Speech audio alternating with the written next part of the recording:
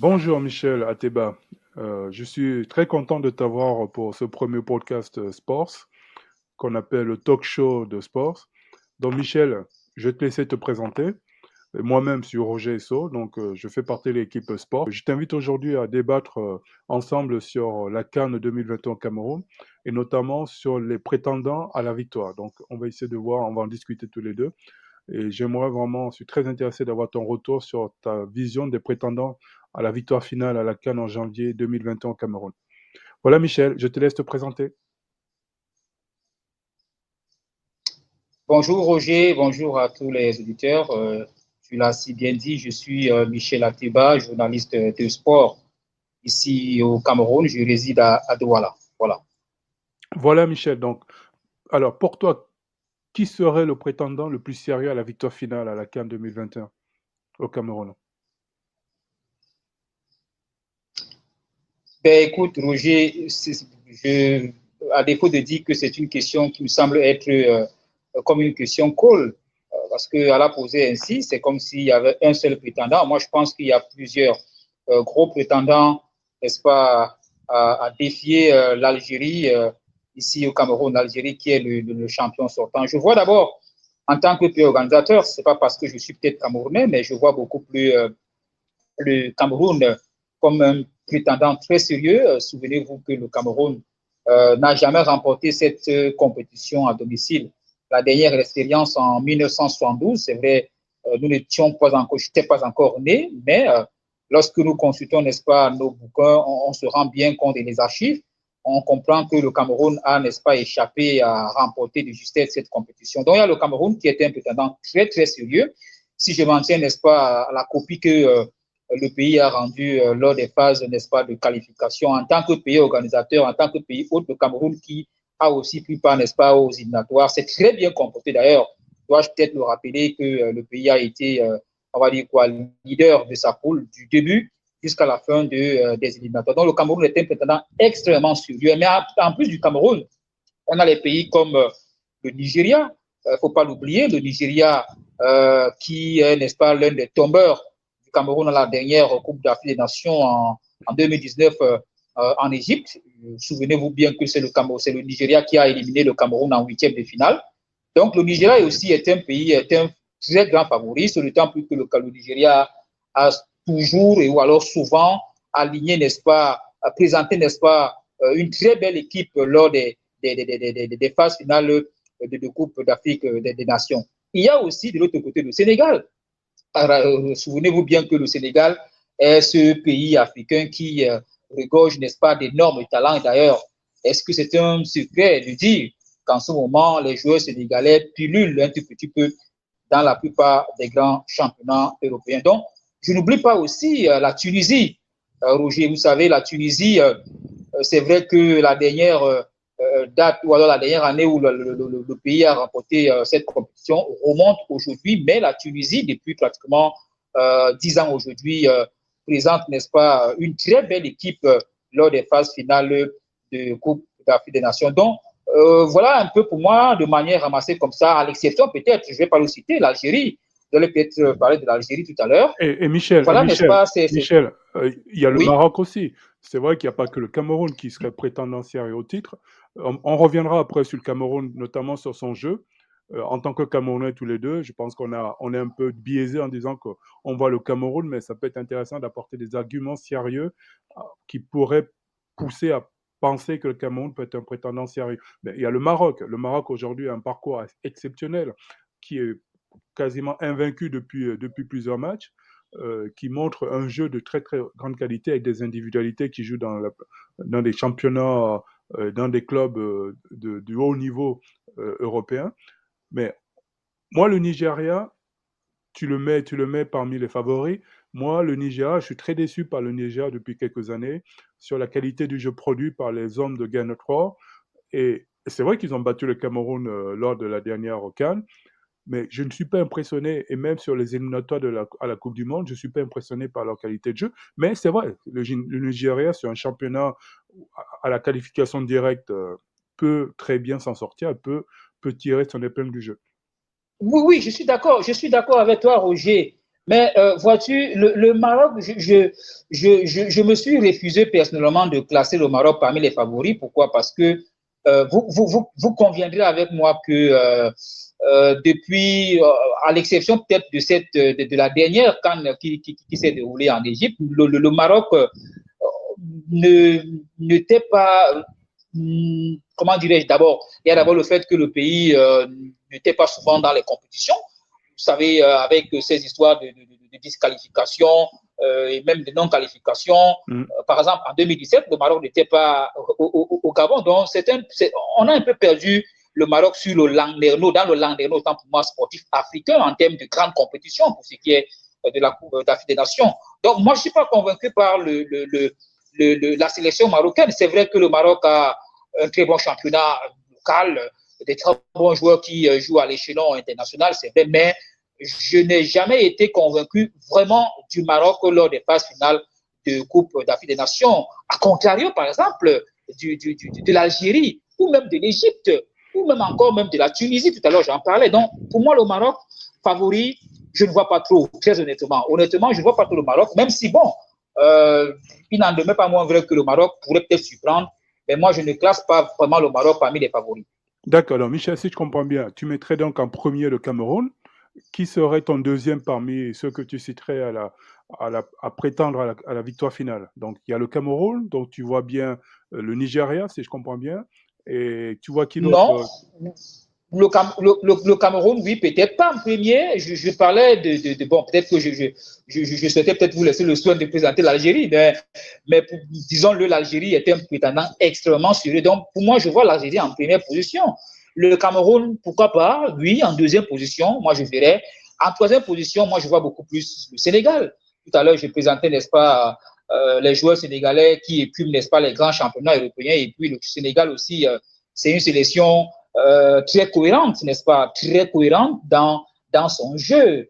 Moi, ça fait pratiquement 3 à 4 éditions que je suis au Sénégal. Je les ai vus jouer, par exemple, à la Coupe d'Afrique des Nations 2017 au Gabon. J'ai vu le Sénégal en Égypte. Est-ce que je dois encore leur rappeler qu'ils ont été finalistes? C'est vrai, malheureux.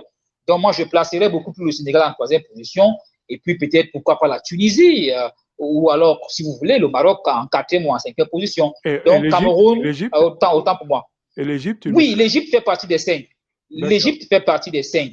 L'Égypte fait partie des 5 grands favoris, n'est-ce pas, pour cette compétition. Parce que l'Égypte fait aussi partie de ces pays qui ont souvent ou alors toujours montré des bonnes choses, n'est-ce pas, lors des phases finales de Coupe d'Afrique des Nations. D'ailleurs, en 2019, chez lui, autant pour moi, l'Égypte, je crois que tout le monde est unanime sur son jeu. C'est vrai, ils ne sont pas arrivés en finale, vu que cette malheureuse sortie. Mais l'Égypte, sur l'échiquier africain, je pense que l'Égypte a toujours fait partie des grands favoris. Alors, Michel, merci beaucoup pour ce retour très intéressant. Moi, pour ma part, je suis très proche de ta liste, mais je sortirai le Nigeria de mes prétendants. Mais bon, ça, ce sont mes arguments. Je rajouterai un petit clin d'œil à la Côte d'Ivoire qui, depuis quelques années, est très malheureuse dans ses phases qualificatives. On l'a encore vu lors de sa bataille avec le Cameroun pour les phases de préqualification à la Coupe du Monde. Mais je pense que la Côte d'Ivoire peut surprendre parce que cette équipe a montré un fond de jeu, une consistance. Mais évidemment, je les mettrais vraiment plutôt en cinquième position. Je mettrais la Côte d'Ivoire à la place du Nigeria en termes de prétendants au titre dans mes 5 premiers. Évidemment, je suis d'accord avec toi, l'Algérie a été un client sérieux qui montre depuis des années une qualité de jeu, une rigueur technique et stratégique et un plan de jeu très cohérent qui fait que l'Algérie est un épouvantail aujourd'hui au niveau du continent africain quand il s'agit des compétitions du continent. On n'oubliera pas, en effet, le Maroc. Personnellement, je pense que le Maroc peut surprendre. Après, l'Égypte est un candidat sérieux. Tu prends un lit que tu mets là-bas à Branda et que tu gardes le pinceau. Oh, wow, ok. Donc, il nous a tué le podcast, là. C'est pas possible. Oh. Bon, c'est le podcast est tué, là, hein, mon frère. Oh là là. n'y a pas de possibilité d'enlever? Ben non, parce que ça enregistre. Je l'ai pas. C'est vrai que bon, ok. On va faire un découpage. Allez. Donc, c'est pas grave. Continue. D'accord, voilà, c'est ça. Alors, D'accord. la deuxième partie de notre podcast, Michel, j'aimerais plutôt mettre l'accent. On est Camerounais. J'aimerais mettre l'accent sur le Cameroun, sur les Lions. Évidemment, tu as parlé tout à l'heure du contexte actuel. Je pense que tu parles des élections à la FECAFOOT qui pèsent peut-être Tout à aujourd'hui fait. au Cameroun. Mais si on enlève de côté cet aspect politique, l'équipe du Cameroun, les Lions indomptables, qu'est-ce que tu en penses? Non, moi je pense que l'équipe camerounaise en ce moment est en pleine reconstitution et même pourquoi pas en pleine reconstruction.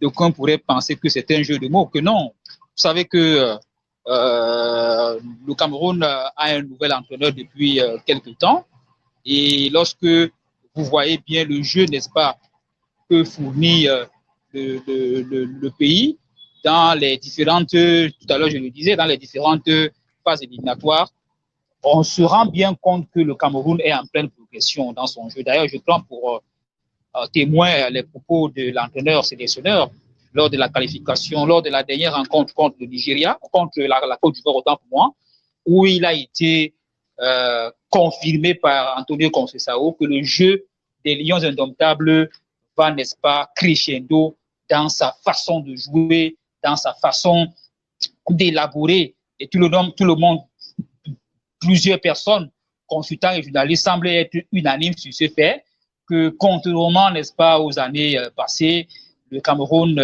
est en train de proposer quelque chose de bon et de meilleur pour les échéances à venir.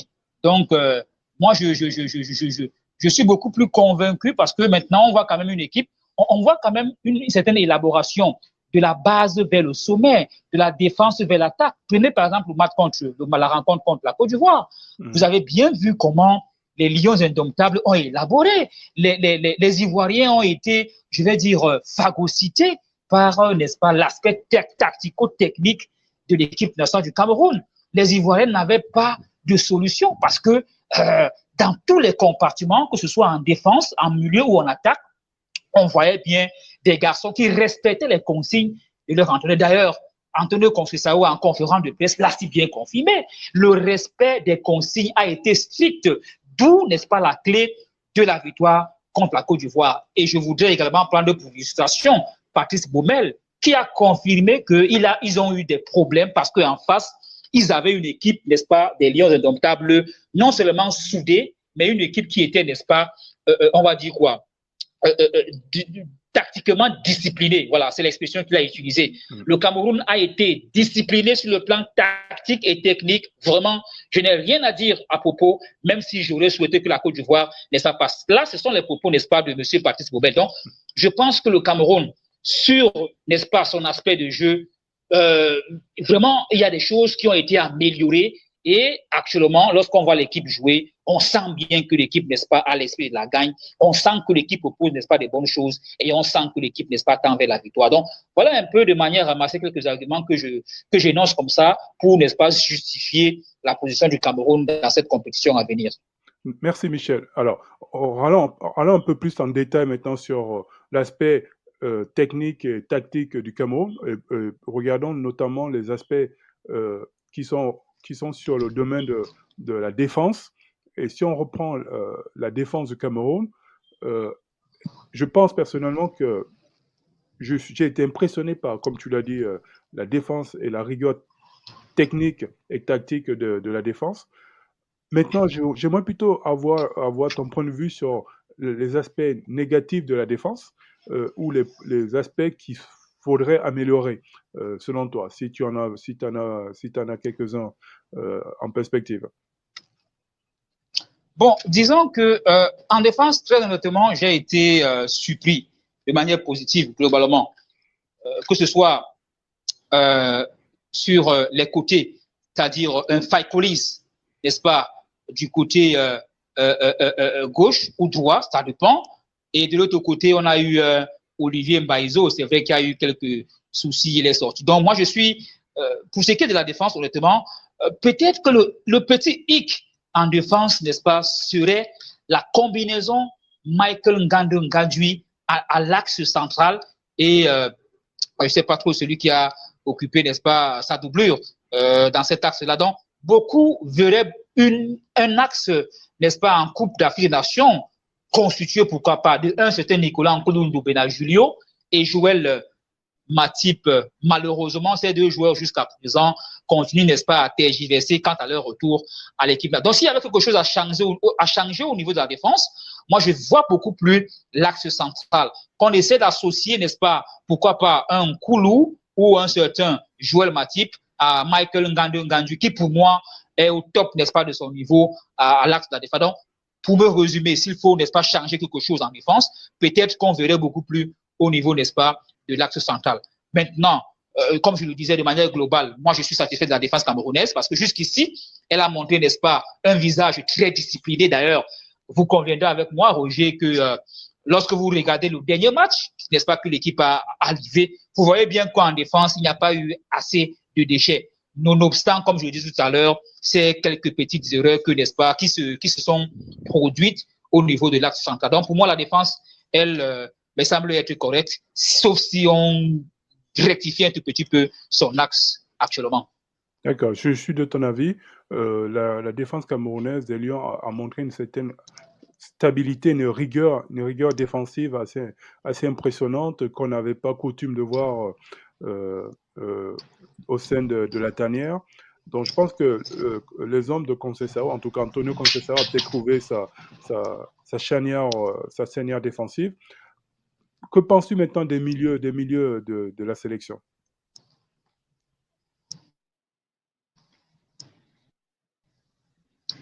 Bon, maintenant, les milieux de la sélection du Cameroun, ou alors le milieu de terrain, parce que quand vous dites milieu, les milieux, j'imagine que c'est là des références aux joueurs qui peuvent animer, n'est-ce pas, voilà. Offensif. Bon, disons, je le disais tout à l'heure, honnêtement, moi je pense que l'ossature actuelle en place est l'une des meilleures. On va peut-être améliorer, pourquoi pas, puisque aucune œuvre n'est parfaite. Donc, je ne vois vraiment pas un changement qu'on pourrait apporter. Moi, les joueurs qui ont été utilisés pour... je prends toujours référence la dernière rencontre contre la Côte d'Ivoire.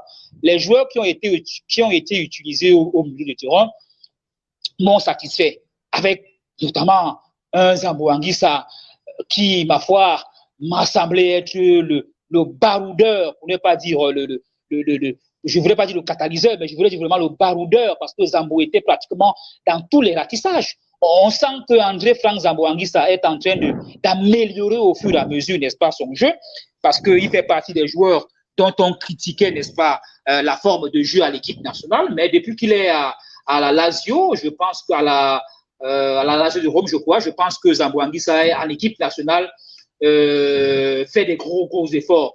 D'ailleurs, n'eût été peut-être le but, peut-être, pourquoi pas, de Toko Ekambi, mais je pense que lors de la dernière rencontre, Zambo Anguissa est l'un des joueurs qui a le plus montré, n'est-ce pas, de bonnes choses. En milieu, il apportait beaucoup, que ce soit défensivement ou, n'est-ce pas, offensivement. Donc, pour moi, l'actuel milieu de terrain me semble être apte, n'est-ce pas, à faire, n'est-ce pas, l'affaire.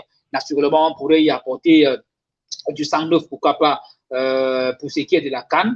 Mais s'il m'était honnêtement demandé, moi, je pense qu'à conserver le milieu actuel avec les joueurs qui sont là, notamment ceux qu'on a convoqués la dernière fois, je ne vois pas le Cameroun faillir facilement, n'est-ce pas, en Coupe d'Afrique des Nations. Donc, moi, je conserverais le milieu de terrain actuel, que ce soit les joueurs qui l'animent offensivement que défensivement. Merci Michel. Alors, la dernière partie de notre discussion va être sur l'attaque. Et il y a deux thématiques. La première, c'est est-ce qu'il faut Choupo-Moting avec Toko Ekambi et Vincent Boubacar, ou Toko Ekambi, Vincent Boubacar sont la paire qu'il faut garder dans un dispositif 4-4-2 ou 4-4-3. Donc, qu'est-ce que tu penses? Est-ce qu'il faut une approche 4-4-3 avec un Choupo-Moting ou un 4-4-2 avec Ekambi, Vincent Boubacar? Bon, écoutez, à ce niveau, bon, les schémas restent des schémas, hein, Je n'ai pas souvent l'habitude de m'apaisantir sur les schémas parce que les schémas restent des schémas, encore qu'il faut les hommes pour pouvoir animer ces schémas-là. Très honnêtement, je pense que Vincent Aboubakar est en train de montrer quelques signes, je ne voudrais pas dire de faiblesse, encore moins de souplesse, mais il montre quelques signes de fatigue dans cette défense. C'est vrai, il est le capitaine. D'ailleurs, Vincent a beaucoup apporté, apporte encore beaucoup à cette sélection. Mais je pense que l'attaque camerounaise a besoin de quelqu'un qui monte en puissance. Et tu conviens avec moi qu'en ce moment, Karl Toko Ekambi et Choupo-Moting, Karl Toko Ekambi avec Lyon, qui est excellent, il marque pratiquement à toutes les rencontres du championnat. Choupo-Moting également, c'est vrai que depuis quelques mois, il est un tout petit peu en baisse, mais je crois que Choupo-Moting n'eût été, c'est vrai que l'entraîneur n'aime pas évoquer ce sujet-là, mais nous avons eu des informations et faisant état de ce que Choupo et contre Sao, c'est pas toujours le calumet, c'est pas toujours, n'est-ce pas, le parfait amour. Bon, je sais pas trop, mais si les deux hommes arrivent, n'est-ce pas, à s'accorder et qu'on accorde, n'est-ce pas, à permettre la tautologie, la chance, n'est-ce pas, à Choupo. Moi, je vois beaucoup plus un Choupo et un Karl Toko Ekambi en attaque que l'équipe, n'est-ce pas, se sentirait mieux. J'utiliserais Vincent Aboubakar comme joker.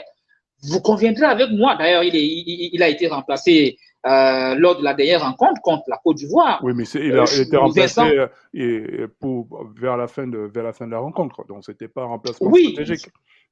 Oui, c'est vrai, stratégique justement, parce qu'il n'a plus des gens pour faire 90 minutes de jeu. Oui, mais disons-le clairement. Non, mais si ça avait été un remplacement stratégique, il serait sorti plus tôt et on aurait mis Choupo-Moting plus tôt. Donc c'était pas un remplacement stratégique, c'est plutôt une volonté de le faire souffler parce qu'il ne pouvait plus apporter, parce que le Cameroun subissait contre la Côte d'Ivoire et il fallait faire rentrer les milieux défensifs. Et même quand on a fait rentrer Choupo, clairement la consigne avait été tu défends. Oui, c'est vrai. Pas du tout une stratégie. Si tu m'as bien suivi, tout à l'heure, je pense que je parlais de quelques signes bon, je ne sais pas si ce sont des exceptions, j'ai parlé de souplesse, j'ai parlé de faiblesse de la part de Vincent Aboubakar. Il n'a plus les jambes d'un attaquant qui va aller jusqu'à 90 minutes. Nous, on était au stade. On a peut-être les yeux mieux que ceux qui regardent le match de la télévision. Honnêtement, Vincent Aboubakar, c'est plus l'étincelant Vincent, ce n'est plus le flamboyant qu'on a connu. On a l'impression que Vincent maintenant joue les résidus. Je m'excuse de l'expression. Il faut, n'est-ce pas, un attaquant explosif. Et Karl Toko Ekambi l'a si très bien démontré dès la première minute à la fin de la rencontre. Je n'ai rien contre Vincent, mais moi je dis, je vois beaucoup plus une attaque que, n'est-ce pas, Karl Toko Ekambi, Choupo-Moting. Parce que on n'a pas compris, par exemple, pourquoi est-ce que Choupo n'est pas entré, n'a pas été titularisé dans cette rencontre contre la Côte d'Ivoire. Maintenant, qu'il soit entré en deuxième partie, qu'on lui donna des consignes de défendre parce que le Cameroun menait déjà, on peut comprendre justement, le Cameroun menait déjà. Et non, mais le Cameroun menait, mais subissait. Et c'était plutôt une stratégie de défense pour tenir le score qu'une stratégie d'attaque pour que Choupo s'exprime en tant qu'attaquant. Donc, je suis d'accord. Vous conviendrez avec moi que si Choupo avait été peut-être d'entrée, d'attaque, peut-être que le score aurait pu être, n'est-ce pas, autrement. Parce qu'il y a quand même eu, je crois, 2 ou 3 occasions où Vincent... Il est clair que Vincent Aboubakar, Michel... on n'a pas Monsieur Gou pour prendre... Oui. Vincent Aboubakar, je pense que, et c'est un sujet, c'est notre dernier sujet dont on aborde maintenant, Vincent Aboubakar ou Choupo-Moting. Tu vois, c'était la dernière partie. Je pense que Vincent Aboubakar, depuis sa grave blessure, n'est plus le Vincent Aboubakar qu'on connaissait. N'est plus l'étincelant, comme tu dis. Est-ce qu'on pense que Vincent Aboubakar est plutôt en phase est plutôt, on va dire, c'est pas, à 29 ans, on ne peut pas dire qu'un footballeur est dans sa phase de déclin. Est-ce qu'on peut dire que Vincent Aboubakar est plutôt dans sa phase de pré-retraite? Parce que maintenant, il joue plus dans un championnat très huppé, il faut le dire. Aujourd'hui, il joue à Al Nasser, je pense, et c'est plus les championnats européens où chaque week-end, on doit être très compétitif. Est-ce que donc il se pose la question, est-ce qu'il faut maintenir Vincent Aboubakar en tant que capitaine, en tant que titulaire des Lions? Michel, qu'est-ce que tu en penses? Bon, oui, Roger, écoutez, je pense que pour ce qui est du capitaine, moi, je ne voudrais pas épiloguer là-dessus. L'entraîneur a le choix d'en faire son capitaine avec des joueurs, avec n'importe quel joueur. Ça dépend de lui. Même, vous l'avez dit dans vos propos, je pense que Vincent Obaka est sur une pente descendante. Hein. Depuis qu'il a signé, n'est-ce pas, du côté du Qatar, est-ce que je dois rappeler que le Qatar était championnat des retraités? Que non. Les illustrations sont là. La plupart des joueurs qui y vont, on se rend bien compte que c'est ceux qui ont roulé leur bourse dans les championnats les plus huppés en Europe. Et on a l'impression que lorsqu'ils vont au Qatar, c'est pour assurer, n'est-ce pas, leur retraite dorée. Et Vincent Obaka s'inscrit, n'est-ce pas, sur cette lancée, sur cette liste-là. Donc, ce n'est un secret pour personne que de dire que Vincent Obaka est en train de connaître, n'est-ce pas, on va dire quoi, sa prise justement retraite. Parce que jouer au Qatar, non seulement ça diminue un tout petit peu, n'est-ce pas, votre jeu, mais ça fait en sorte que vous n'avez pas la possibilité, n'est-ce pas, de démonter effectivement votre jeu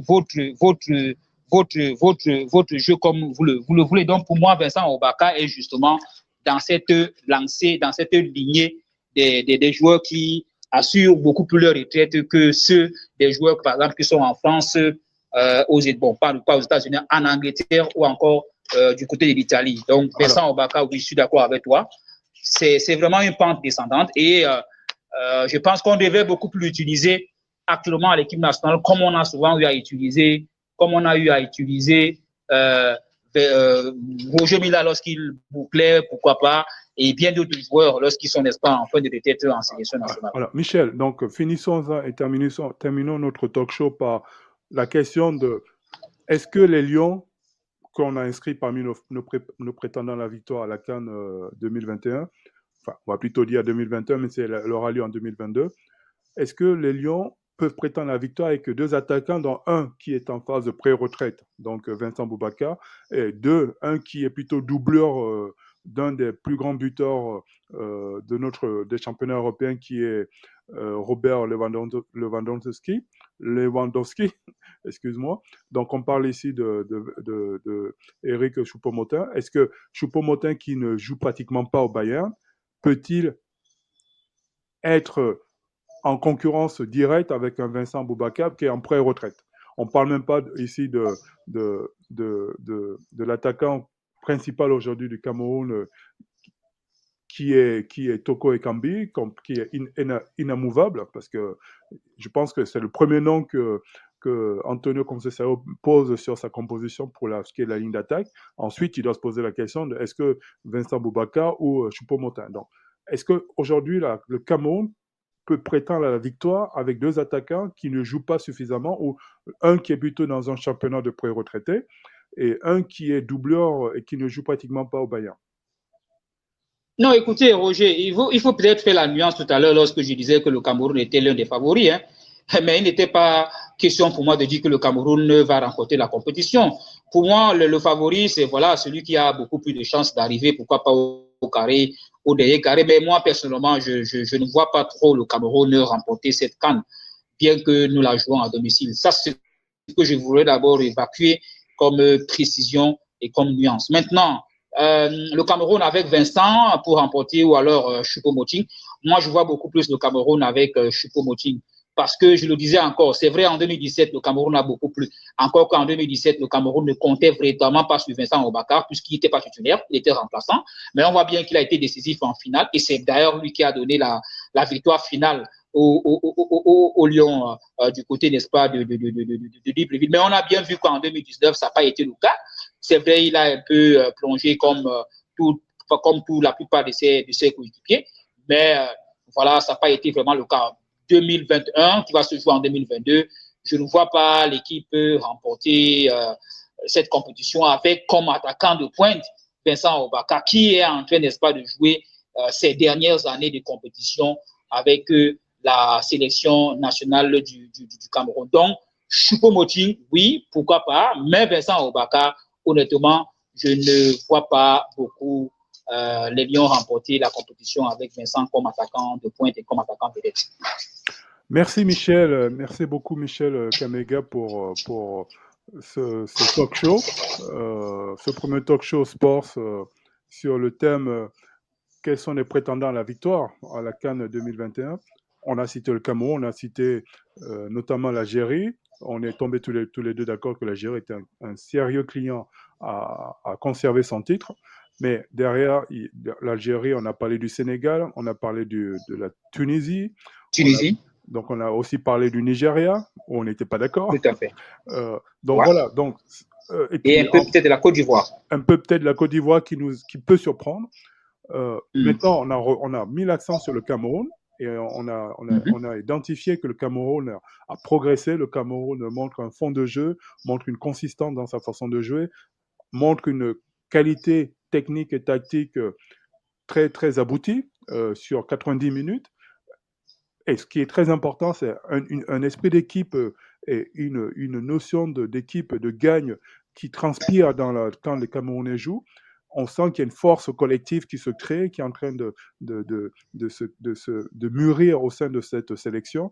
Et il faut quand même dire bravo à Antonio Conceição, parce que c'est lui quand même qui, quand il a pris le Cameroun, on se rappelle à l'époque de Denis Hernandez, je ne me rappelle plus, de Patrick Kluivert et de Seedorf.